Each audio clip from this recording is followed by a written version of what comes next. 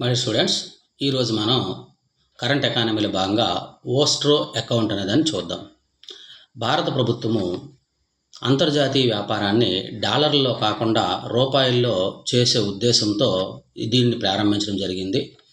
ఉదాహరణకి ఈ ఓస్ట్రో అకౌంట్ అంటే మన ఏ దేశంతో అయితే అంతర్జాతీయ వ్యాపారం చేస్తామో ఆ దేశంలో ఉన్నటువంటి బ్యాంకు భారతదేశంలో ఉన్నటువంటి బ్యాంకులో ఖాతాను ఓపెన్ చేస్తుంది. దాన్ని ఓస్ట్రో అకౌంట్ అని అంటారు. ఉదాహరణకి అమెరికాతో కానీ మనం వ్యాపారం చేస్తే అక్కడ ఉన్నటువంటి బ్యాంక్ ఆఫ్ అమెరికా భారతదేశంలో ఉన్నటువంటి ఉదాహరణగా ఐసిఐసిఐ బ్యాంక్లో ఓపెన్ చేసే అకౌంట్ ఓస్ట్రో అకౌంట్. ఎవరైనా అమెరికా నుండి దిగుమతి చేసుకుంటే వాళ్ళు ఆ విలువ మొత్తాన్ని ఈ ఓస్ట్రో అకౌంట్లో రూపాయల్లో వేస్తారు. ఎవరైనా అమెరికాకి ఎగుమతులు చేస్తే ఆ విలువ మొత్తాన్ని ఈ ఓస్ట్రో అకౌంట్ నుంచి ఆ ఎగుమతిదారికి చెల్లిస్తారు. ఈ విధంగా ఎగుమతులు దిగుమతులకు సంబంధించి రూపాయల్లో ట్రాన్సాక్షన్ అనేది జరగడం జరుగుతుంది. Thank you.